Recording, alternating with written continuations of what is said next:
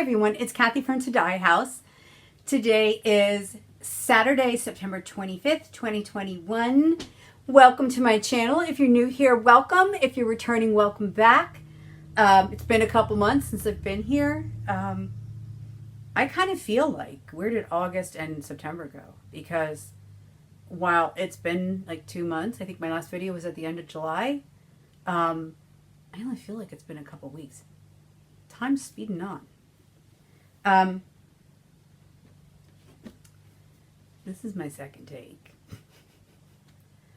I was having a grand old time talking to you all and didn't hit the record button. Which is probably a blessing, because let me confess, my first time around, I was a mess. I'm making no promises this time around, but the first time I was a mess. Okay, let's get started. I have some FFOs, some FOs, actually one FO, whips, plants, and a quill. But first I have some housekeeping things that I just wanted to let you know about. The first one is that I have created an Instagram account specifically for this channel. And the reason that I've done that is that I'm planning on making a couple things and selling them, but I don't want to go through the whole Etsy site thing. I mean, this is not going to be an ongoing thing. It's kind of like when I make them and they're available, I'll put them in the To Die House Instagram account for sale. When they're gone, they're gone. If I have some time and I can replenish, I will. It's not a formal business thing. It's just sort of like, hey, I have fun making these things and I'd like to sell them from time to time. So things like that will go in there are things like needle rolls, right? So in typical Kathy fashion, when I order things on Amazon, I don't always look at the quantities or the sizes. And so I have a stash of things that I'm like, well, over-order that. Or, as in the case of the spoons, I think I've told you the spoon dilemma. I have like 100 spoons of, to use for the Brenda Gervais pieces, but I only needed like 6. But you can only order them by the 100. So if you need a spoon, let me know. Probably have a spoon for you.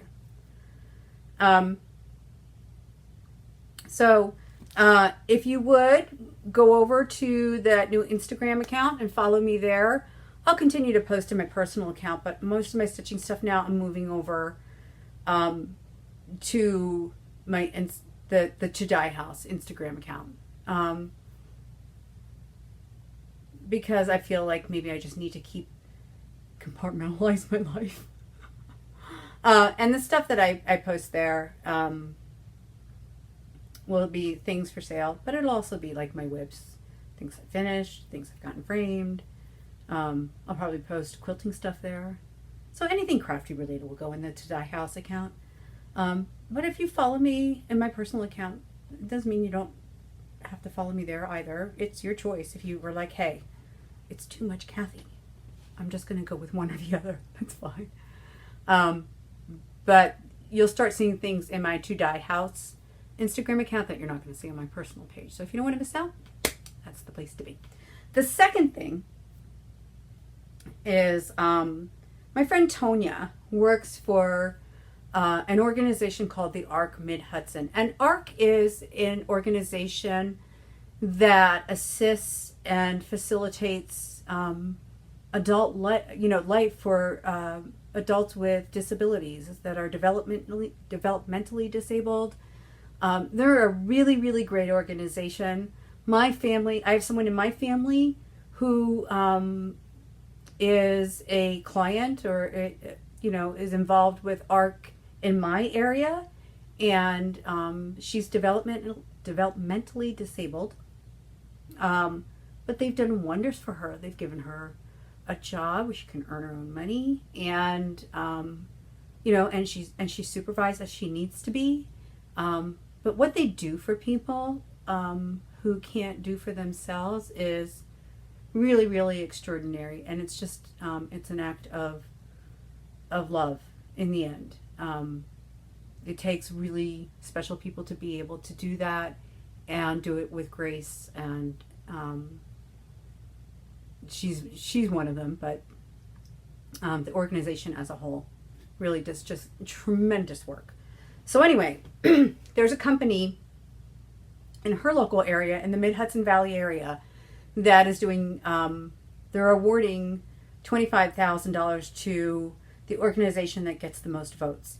And her organization is in second place right now. We're really pushing for votes for them because they could really, really use the money.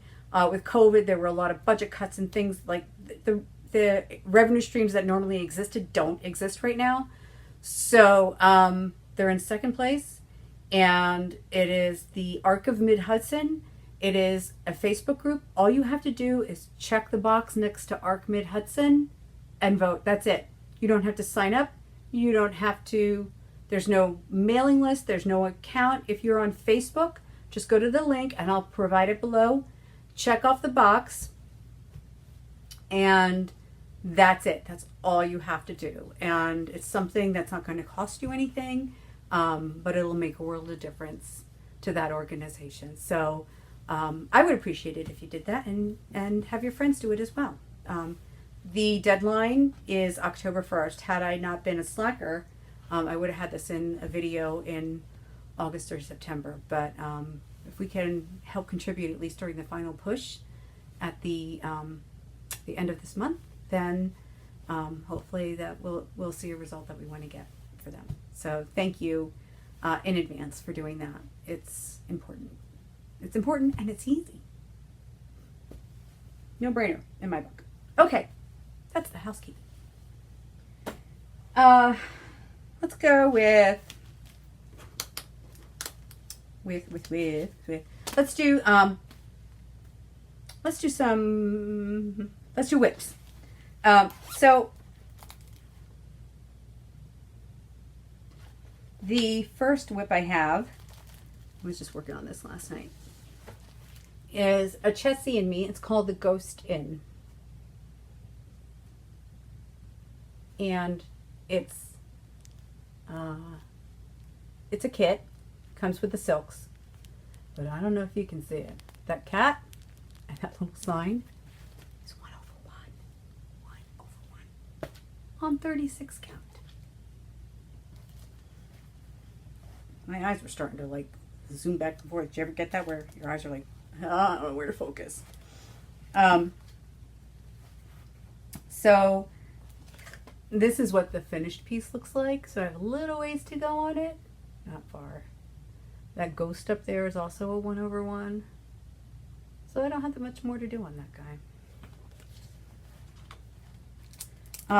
I should probably put this in plans, but I'm not going to because it's in the same pocket. And then the second one that I'm going to start, hopefully I can get done for Halloween, it's Chessie and Me as well. It's called Halloween House. Isn't it cute? I gotta say, for these charts, they're small, but man, they're not afraid to put specialty stitches in those small charts. And the other thing, before I move on, is, like I said, they're kits. They come with the silks, right? So they're coming. It's beautiful. They're Gloriana silks. I was having a really hard time on this 36 count with silk. I was using a size 28 needle, and I would get like 3 stitches, and the silk would just shred apart. Just whispery, stringy. It was, and I was getting really aggravated about it. And then my friend Helen in my stitching group said, well, a couple of people, Helen, Lori Schickalone from Once Upon a Stitch, they were all like, get a bigger eyed needle, use shorter lengths. And sure enough, I can stitch until I'm done with that color without it shredding. So, PSA. Because I am one of those people that I'm like, no, I like my little 28 needle. I love it. Like, it's tiny, I have small hands, I'll just stick with the 28 and figure it out. No, don't go through the agony. Do yourself a favor. Listen to the people who know. Not like me, where I'm like, I need to test it out for myself and prove it to myself. Had I listened to them sooner, I would have been less aggravated sooner. I probably would have been done with it by now. So, yeah. So if you, and I think I heard Susan Greening Davis say this once about if you are using a tighter count, use a bigger needle because it separates the weft, the weave of the threads in the cloth and allows your floss to pass through without that friction against the cloth, which is what was happening with the silk. The friction was causing it just to like.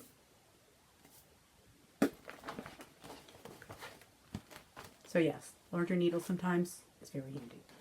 Okay, second whip. All Hallows Eve. Or All Hallows Eve. Halloween Quaker. Thank you. By Leela's Studio. And I'm stitching this on a 40 count fabric by Silk Weaver called Illusion. This is where I am at. So I've gotten most of this down here. This is on my bingo board in my stitching group, and so I'm really only working on this when that number is called and if I have it. But once this round of bingo is done, I think I'm going to move this to the top of my whip pile to get it done. I've been working on it off and on for 2 years. Now I'm like, now that I've been picking it up because I have had it hit with bingo a couple of times. Now that I'm picking it up and working on it, now I'm like, yeah, I want to get it done. So when you put it away and it just sits there, you kind of forget about it, right? Out of sight, out of mind. Third is Prairie Moon. My friend Mo loaned me this chart. Mo, I will get your chart back to you. It is not lost in the mail. I haven't mailed it yet because I haven't gone to the post office. Because I'm a slacker. But it's Prairie Moon. Thine is the trick and the treat. I did make a working copy for myself. These things are so coveted. I was so worried about something happening to it that I was like, finally just stop worrying, just make a working copy and then get hers back to her so you know it's safely back in her possession where it belongs. But this is where I'm at. And it's blowing it out a little bit. And that's pretty accurate, that color. So this section in here is kind of where I've been working. On a 40 count fabric, it's Christmas in Williamsburg by Under the Sea Fabrics. Love that color. It's almost like a pumpkin butternut squash color. Or gingerbread, which is probably what she was going for and named it Christmas in Williamsburg. Pretty sure that's the latter. Okay, so that's... Look, I know I'm screaming through them, but that's already because I recorded this once and I didn't have the record button going, right? Okay. Third, fourth. Blackbird Designs, Justice for All. This looks like it's an oldie. This is also on my stitching group bingo board and was just called. So I have finished. I'm leaving. Look, I have no shame. I'm leaving my needle in. I'm leaving my thread in. It is what it is. This is where I'm at. I finished the eagle, the flag, the Justice for All, and I'm starting on the number portion. This is being stitched 1/2 on a 40 count Victorian motto fabric. I don't know. It doesn't have a name because at the time that I got this, she was not naming her fabric. She was just separating them by 40 count, by count number. So yeah, so I really only have, I have the numbers to do and the alphabet, and that'll be done.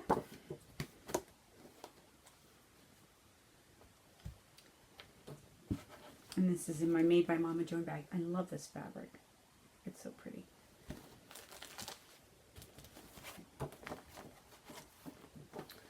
All right.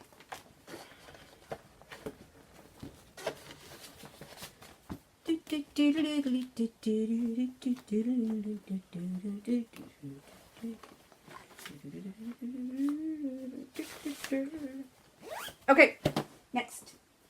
I worked on this because there was just a full moon.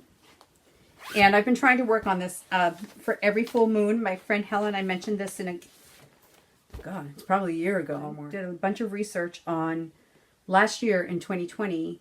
The full moon was like on Halloween. It was a blue moon, which means it was the second full moon inside of the month. So it was like this harvest. It was just like, it was like this congruent of events that resulted in a lunar event that happens like once every 30 years or something.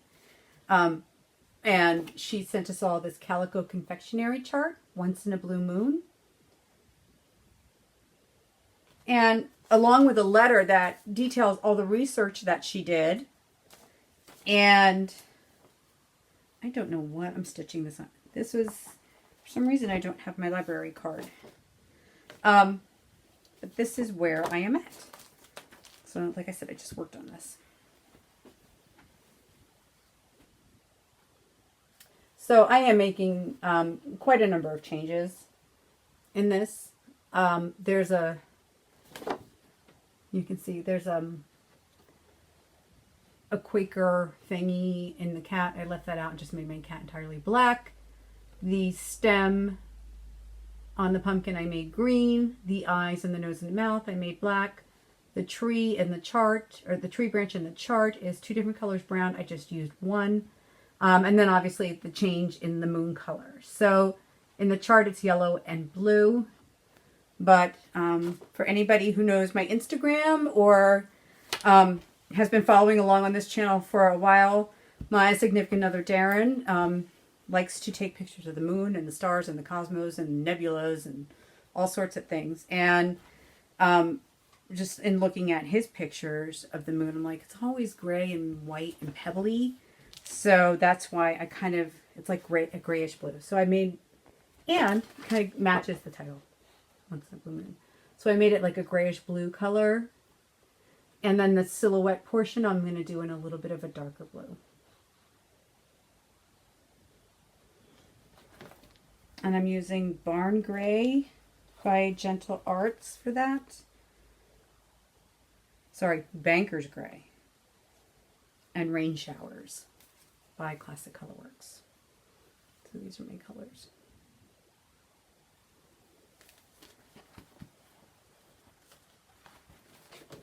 I've been trying to work on this every full moon. I missed a couple because I wasn't paying attention.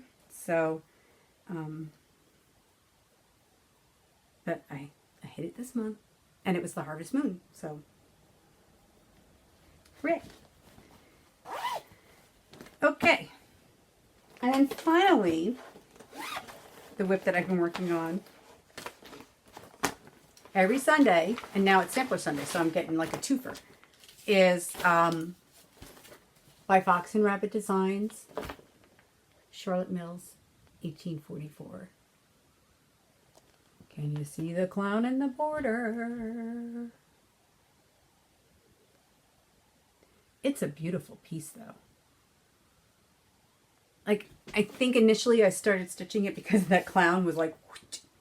And I don't, okay, here's a weird thing. I don't like clowns. Clowns are very scary to me. Never liked them. And then I saw the movie Poltergeist, and I really didn't like them. But our group has a thing about Pennywise the Clown, and for some reason, Pennywise does not frighten me.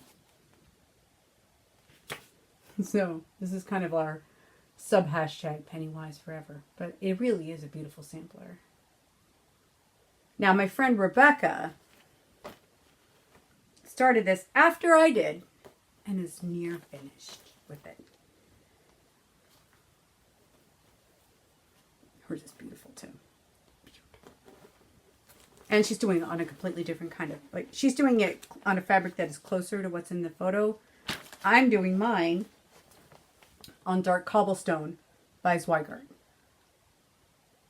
So it's very hard. This light in here washes out this fabric. It's a much darker fabric than it appears to be. Can I get back here maybe more? So that's where I'm at. I'm up here. So I've been stitching on it on Sundays. Occasionally I take a Sunday off and work on something else, especially if it's something that I need to finish for a gift or whatever. And I'm using all of the called for DMCs, which is a lot. A lot.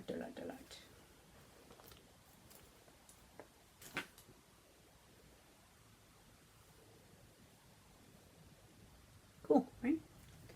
I always like to have like a larger Sunday stitch that is something that I work over a period of time and until I get it done. I did that with Snow Queen. I worked on her every Sunday for a year and I got her done inside of the year. So that's not going to happen for you, Charlotte. Sorry, you'll be carried over to next year. But I think what I will do is at the beginning of the year move her into like a normal rotation thing. Not that I have a rotation. I'm not Lori Chevallone.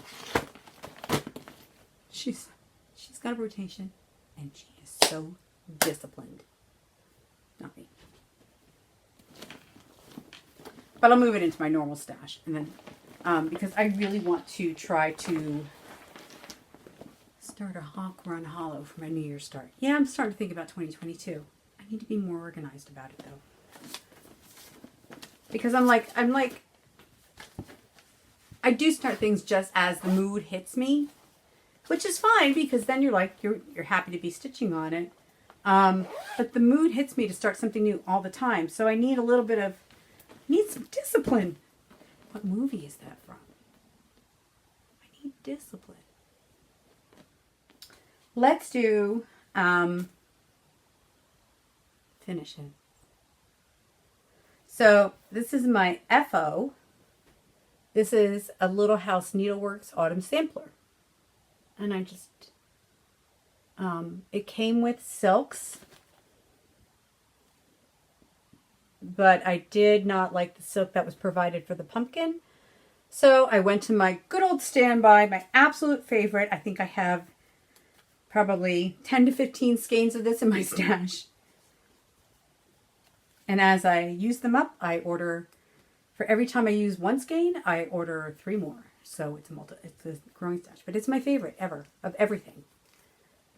Is Classic Colorworks Fallen Leaves. I use it for everything. Everything pumpkin. It's beautiful. It's just my favorite. It's everything. And it's Fallen Leaves, which is not a shocker because you know autumn's my favorite season. And it's here. So there was that. That was an FO. I will be FFOing that really soon. Okay. FFOs. Let's do the quick ones. This I think it was a free chart from Little House Needleworks called Autumn Spice. So it's,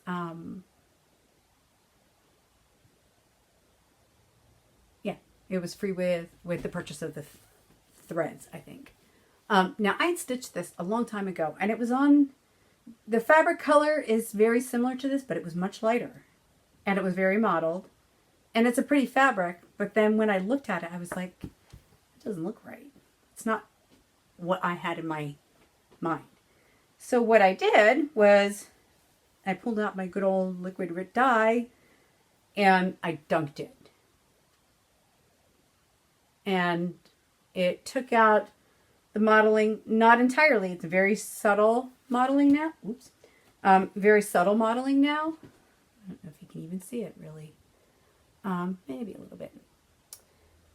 It did darken the floss because it was already stitched, but that's fine for me. And then I just finished it into this little pillow. This William Morris fabric. Isn't that gorgeous? I love William Morris fabric. And I put that little band down at the bottom, or, you know, in between the two pieces with some buttons. The back is the same plaid. And the seam, I just covered up with a scrap of that William Morris fabric. I used a combination of finishing tutorials for this. I used, you know, my standby, Vana. Use my standby, Vonda. Vana, to do my pillow, you know. Hey, Vana, look at my corners. Like, get better. And then the other thing I was watching Java Girl Stitches, Christy, who did a finishing tutorial on pillows. And she had this nifty trick a friend of hers taught her about backing. And basically measure your backing piece with a little extra, cut it in half so you have two pieces of backing, sew them together, and when you press that seam open, it leaves that nice little space with a nice open press seam. I was having a real difficult time with that, to be honest with you. And when I followed that part of her instructions to do my backing, voila, it came out great. You know, I would still have, like before, when I would sew up the seam, I would still have like this ridge underneath the fabric. You could see it. But that method solved that problem for me because I wasn't doing it right or something. I don't know. But, so I will link Vana's video below, and I will also link Christy Java Girl Stitches below. And I found that the combination of those two videos was very helpful. So, yeah, it's feeling good. Now, the other one that I did a while ago is Heart and Hand, Yield Crow. Now, listen. Haha. These two were stitched on the same fabric, that pale orangey color, right? I used the same dye bath to dunk both of these. I just let this one sit way longer, and it came out this deep rusty color. Now, because I used black floss, didn't impact the stitching at all, whereas here it did make the stitching darker. But like, if you know, if it's not going to impact your stitching too badly, go ahead, dunk it. Dunk it! So again, Yield Crow. Do you like my autumn color nail polish? And this is the backing fabric. And then I used Vana's tutorial for making cording. Just tied it on it. And then finally, for little pillowy FFOs, I stitched and finished Witch's Broom by Brenda Gervais. Kitted it completely from stash. Gave her wacky, crazy, curly Kathy hair. Hey, there's the spoons that I'm talking about. I have a ton of spoons.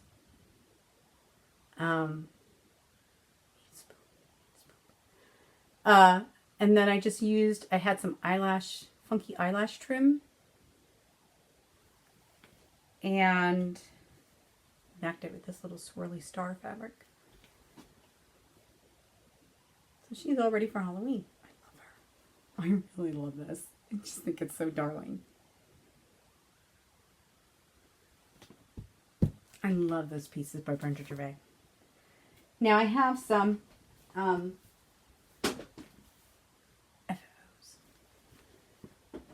that are framing. So the first one, let me show you this one first. The first one I had framed at Michael's is the Linens and Threads. This is the 2020 stitch along. A lot of tone on tone here that I was using on that blush pink fabric.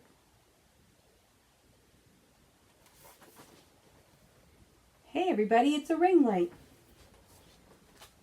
The second one I had done, actually, I'm going to tell you about these while I'm holding them because I don't want to have to. So,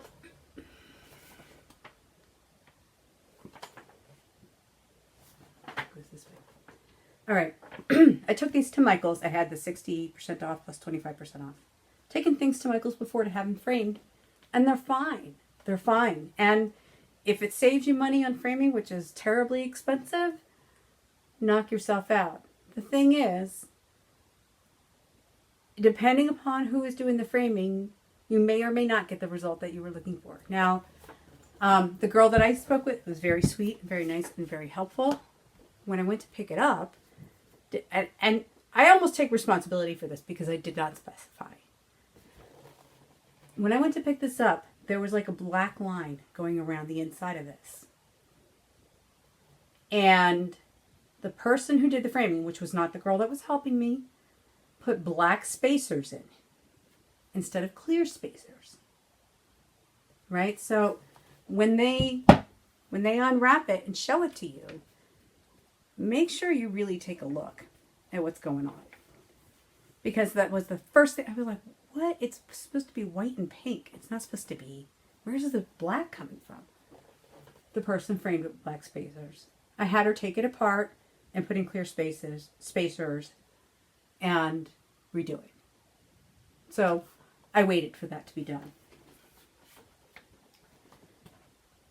And the second one I had taken in and I got back.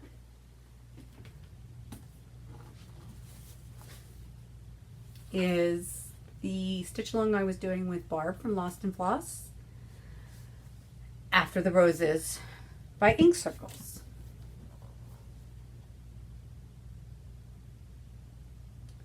And that is the frame. But if you look at it, there's less space on this side than on this side. It is not centered. It is not straight.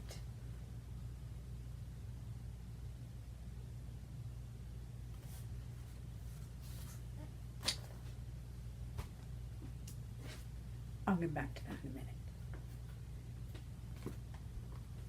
The third piece I had taken in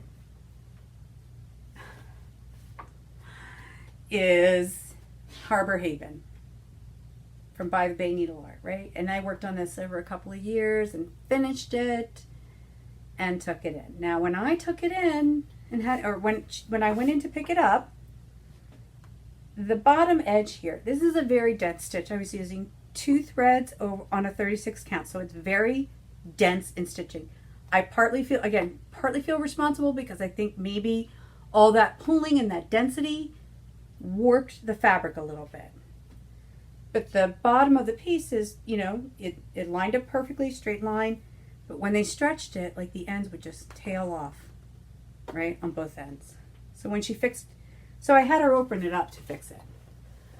Because you could really see when it's a straight line and it starts going more, and then somewhere in the middle it kind of waved a little bit.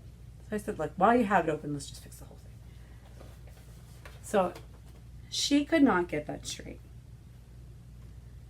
I don't know if it's something that I did or her inexperience in framing. I don't know.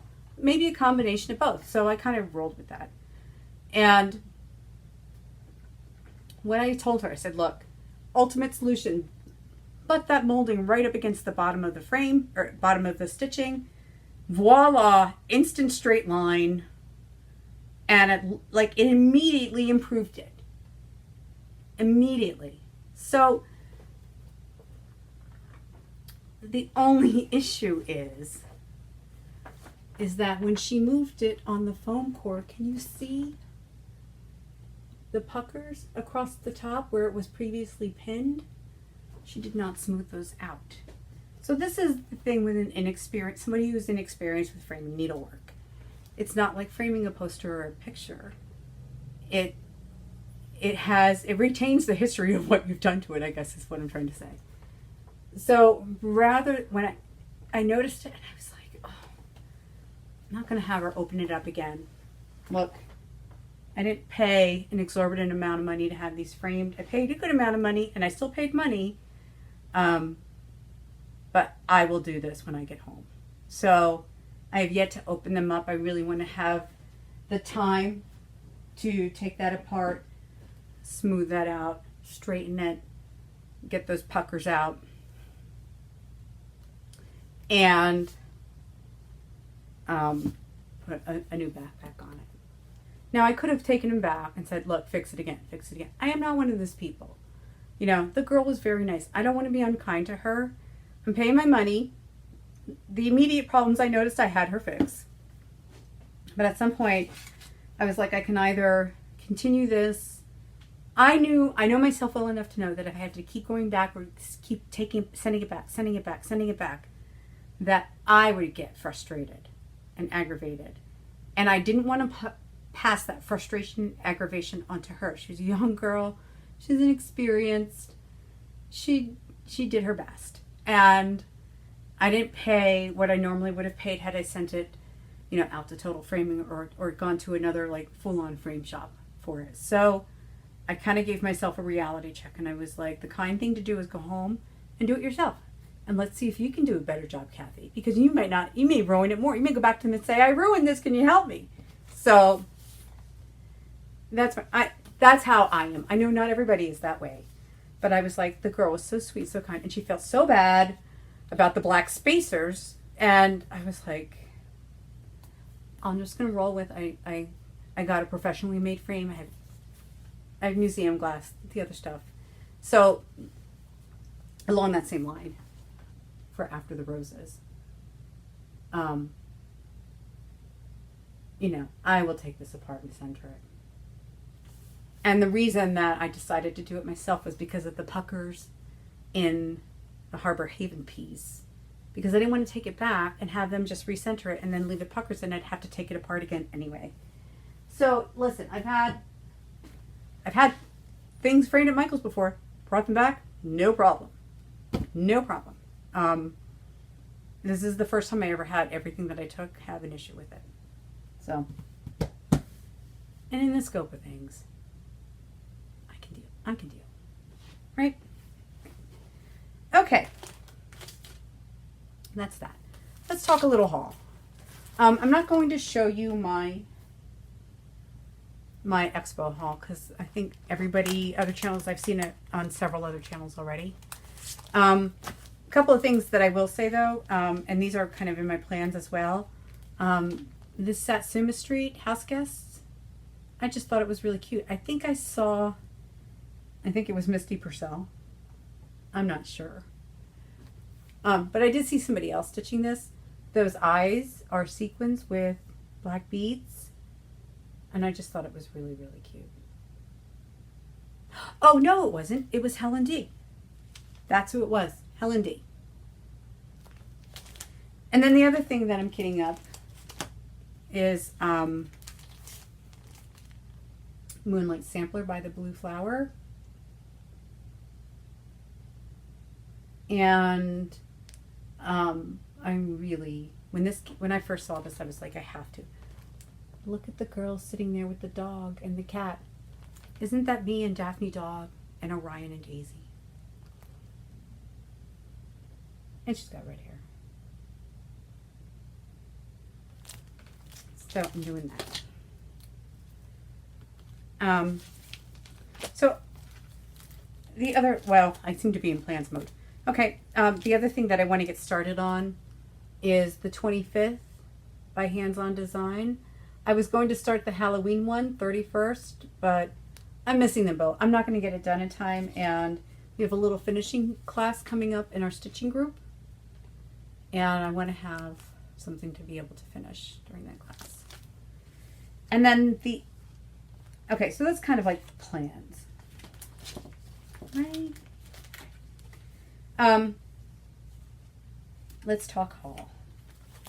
So the first thing I got was I started watching Curly Girl Crafter. Her name is Bonnie, and she does quilting and crafting, and she has an Etsy shop. And so she had the cutest little needle minders. So I got, let me tell you what, they're substantial too, man. Like, they're not going anywhere. They could probably hold scissors.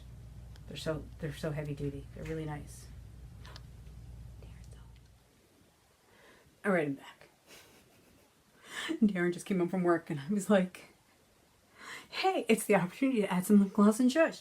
Okay, let's talk about haul. So Bonnie, Curly Girl Crafter, I'll link her below. I'm going to take this off the card because it's probably easier to see that way. But this little pumpkin doodle guy. And I got this, it's so pretty. Christmas, just the candles. Let's see if I can do it over here. Nope. Boy, it's really catching that ring light, isn't it? But they're substantial. Like, I think they might hold scissors, not sure, haven't tried that, but they're substantial. So thank you, Bonnie. They're really cute. And I was watching her video today, and she was saying that she's going to be doing, I might sign up for this. It's out of her Etsy shop, I believe. Like a Advent thing for Christmas where it's 24 envelopes in a project bag. Just just kind of like one of these types of project bags, just the plastic with the zipper. But then she'll put like 24 envelopes in there, 6 gifts, and 18 skeins of floss. So I was like, that's a really cute idea. So I think I might sign up for that. So that was one thing to haul. I got a ton of expo haul. I'm not going to show that. One of the things, I will link this shop below. It's Hobby House Needleworks. They have a brick and mortar shop. You can shop online with them. And now she's designing. And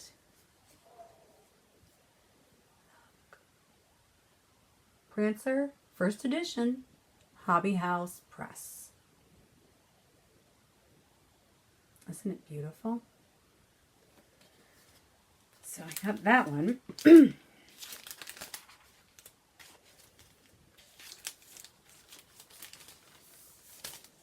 And then I got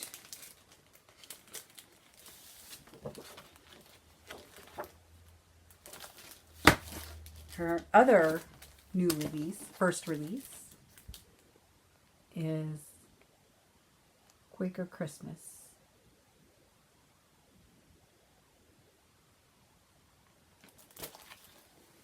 And I didn't get it. It's on its way, or will be on its way. She has another new release out for Christmas. I'll link her website below.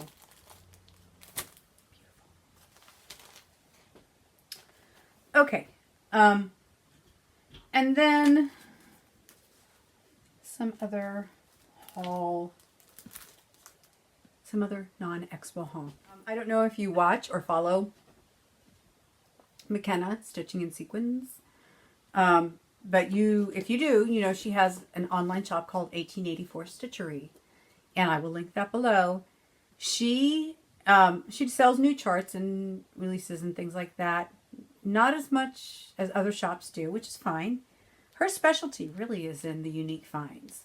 And she has been, I think she was the one that introduced a lot of people to Al Forrest. So she has been contacted by loved ones of stitchers who have passed away or passed on, or people who maybe for some physical reason can't stitch, they can't see as well anymore, or they have mobility issues or something that stopped them from stitching. In any event, this gentleman whose wife passed away, his wife was a stitcher, and contacted McKenna and said, do you want this? And do you want this stuff? And I guess they negotiated a fair price, and McKenna purchased the products, purchased her stash, sorted all through it, and listed it on 1884 Stitchery. And I have to take pictures of this and post it on my Instagram. I'll post it in my To Die House Instagram. But let me tell you, it was score time. Because there were a ton of blackbird. This lady had a lot of blackbird in her stash. So the first thing that I got, let me grab it. Now I wanted the chart for this, but somebody else in my my stitching group ended up buying it before me.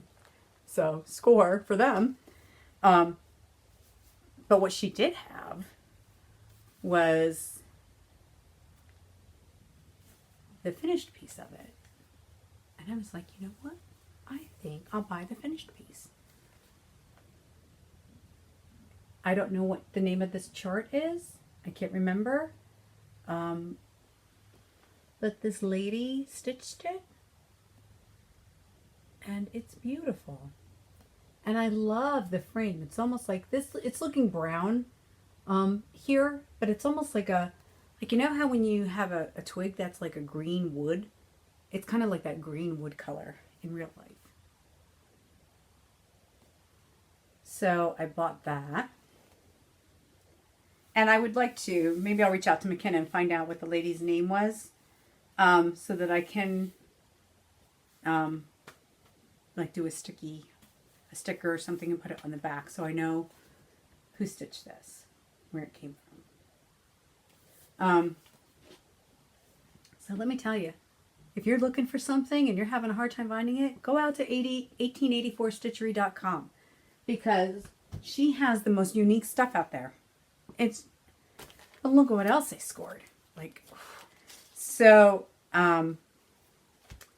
this shepherd's bush pincushion, that photo's pretty dark. I never even heard of this before. It's a Blackbird Designs. I had never even heard of it before.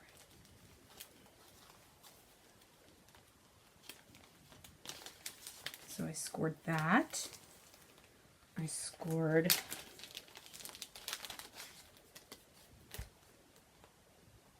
My Heart to Hold.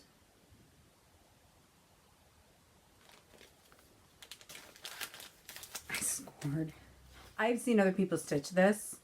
For a long time it didn't appeal to me, but all of a sudden, ding! It's berry time. And I scored, I believe this is the called for fabric for it. It's Vintage Chantilly Cream by Lakeside.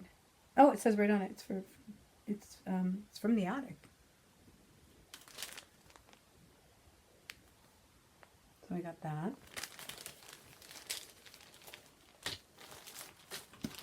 I got, this is,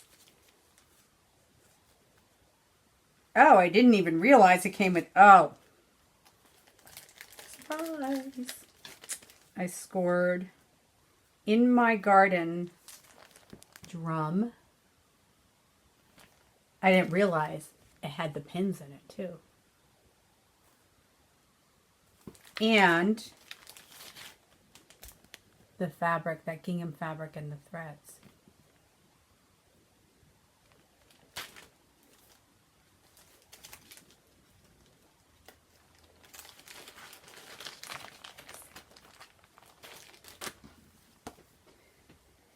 Wow, a lot of this is from the attic. I mean, McKenna lives in Arizona, so I'm sure, you know.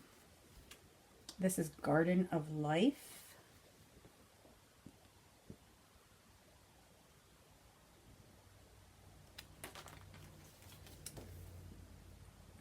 Garland Fair. Love this.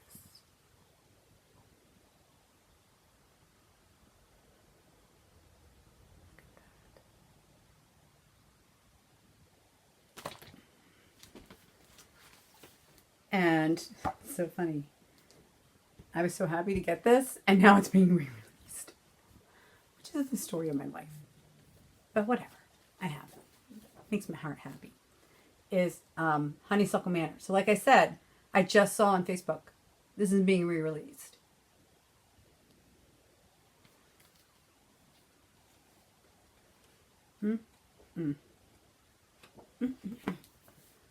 So that was my 1884 stitchery haul. So go out and check her out because she might have some stuff left over. Some of the charts that were part of this woman's stash I already had. So I was really just looking for things to complete my collection. And she always comes across the most unique things. This is another part of my Blackbird acquisition. This was not on 1884 Stitchery. I got this on Facebook as part of a D-stash thing. And it is Strawberry Garden.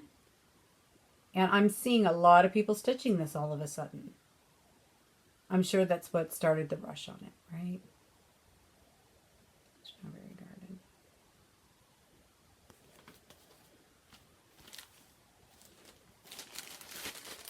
And then back to 1884 Stitchery. I picked up some fabric from her as well.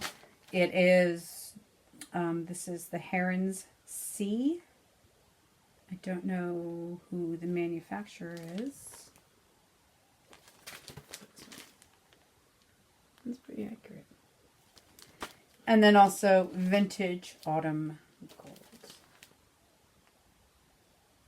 Pretty, right? So that was my 1884 stitchery haul.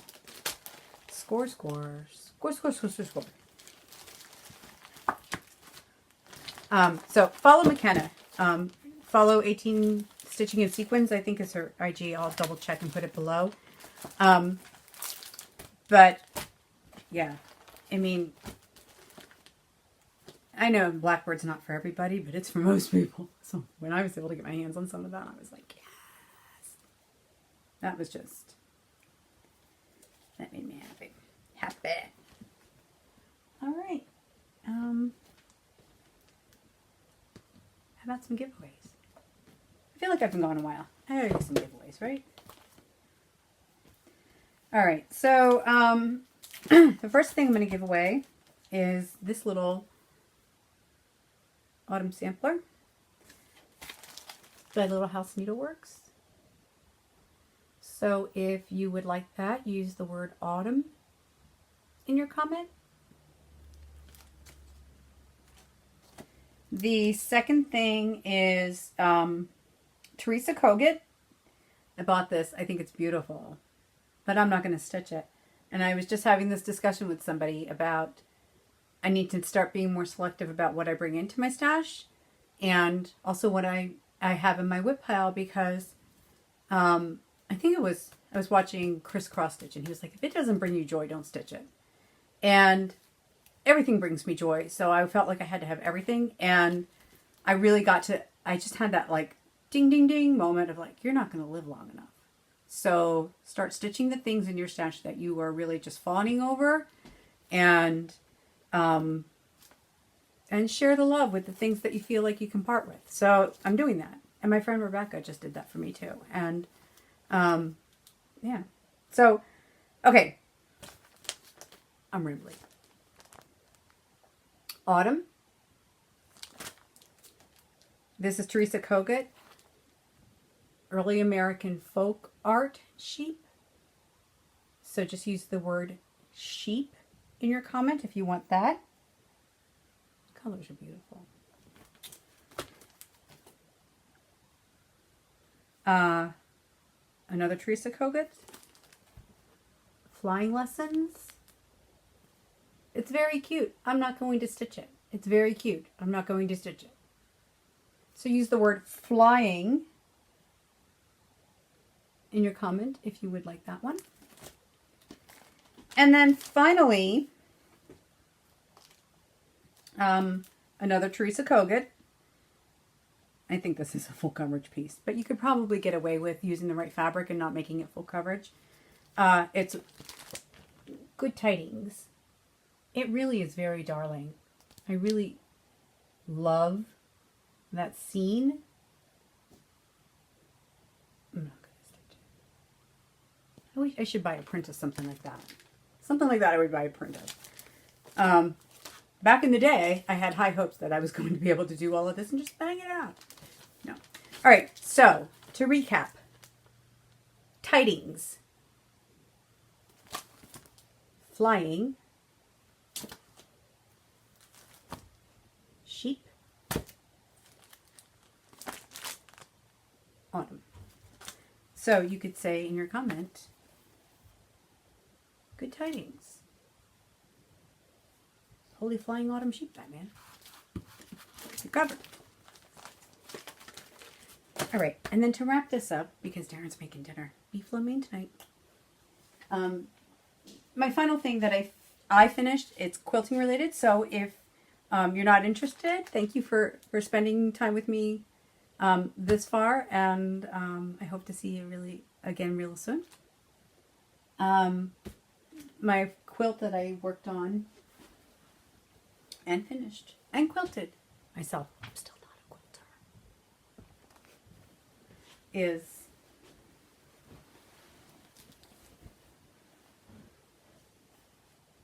this quilt. And this fabric is All Hallows Eve. It's, I believe, a fig tree for Moda. It's a fig tree for Moda. I gotta stop talking behind the quilt because you can't hear me. It's a fig tree for Moda, All Hallows Eve. I just took a jelly roll strip and made strip sets. Then I cut the strip sets into 2.5 inches, and then I sewed the 2.5 inch triples, like these 3 would be in one strip set, right? Then I just cut them 2.5, 2.5. Then I sewed the 2.5 inch ones end to end to make like a long patchwork jelly roll, really. And then did the jelly roll race, where you sew it, cut it, fold it, sew it, cut it, fold it. Did that. Black border. I used part of that fig tree fabric for the outer border and for the binding.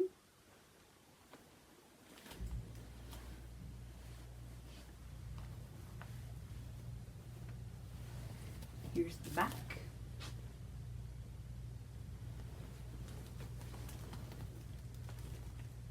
So all I did, look, I'm not a quilter. My stitching group is like, you are now. And I'm like, nay, nay. I have quilted. I am not a quilter. I just used the zigzag on my machine to quilt it. So that it looks complicated and difficult. It's just a zigzag stitch. But it looks pretty.